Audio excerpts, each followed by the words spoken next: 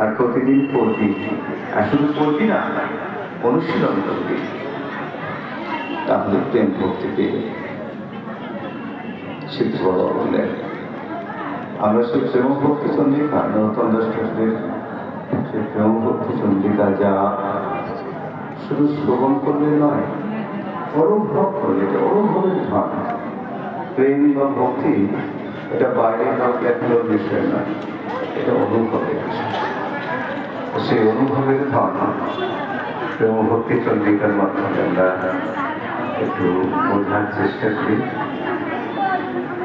নরোত্তম দাস ঠাকুর বলছেন,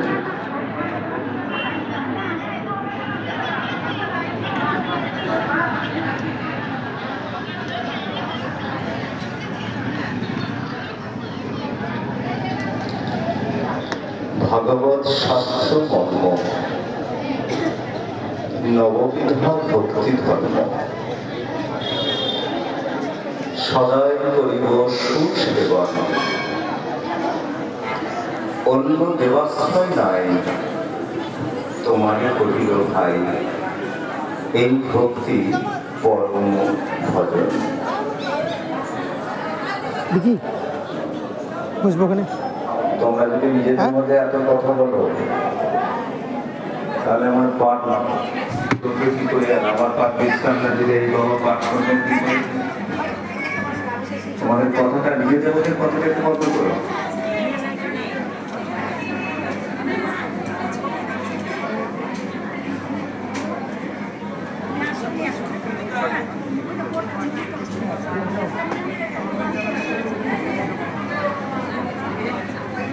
নরোত্তম দাস ঠাকুরকে বলা হয়েছে প্রেম ভক্তির মহারাজ।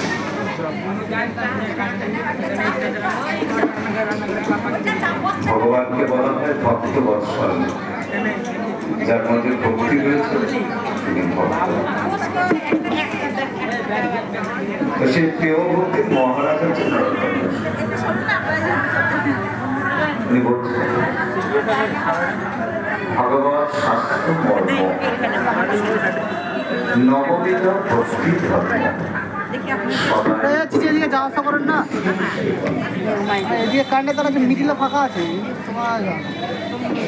ভাগবত শাস্ত্রের প্রকৃত যথার্থ অর্থ যা শ্রীমৎ মহাপ্রভু বলেছেন, যা ছয় গোস্বামীর দ্বারা লিখিত বর্ণিত, পরবর্তী ক্ষেত্রে শ্রীরা বিশ্বনাথ চক্রবর্তীপাদ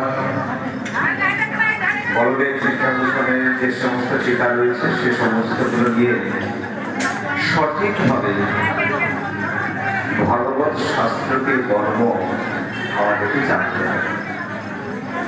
ভগবৎ শাস্ত্রটি কি? তারপর বললেন নববিধা ভক্তি ধর্ম। এই নববিধা ভক্তির কথা শুনলে আপনাদের মনে পড়ে ভাগবতের কথা, প্রহ্লাদ মহারাজের কথা। ছোট্ট প্রহ্লাদ 5 বছরের ছিলেন। বাবাকে যেন হিরণ্যকশিপু, ভগবান গীতায় বলেছেন আমার ভক্ত কেমন হবে? সদা সর্বদা আমার নাম কীর্তন করবে। আর কি করবে জানো? কিরকম নাম করবে?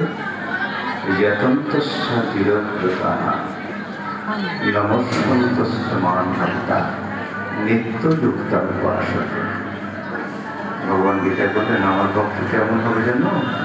আমার ভক্ত সদা সর্বদা আমার নাম কীর্তন করবে, সবসময় পরিণাম করবে। আচ্ছা, সবসময় পরিণাম করলে ভগবানের ভক্ত হবে বুঝি না? শুধু নাম করলে হবে না, এই এতন্তস্যা দৃঢ়ব্রতা গীতায় ভগবান মানে ভক্তির পরিচয়টা দিয়ে দিয়েছেন ভগবান গীতায়।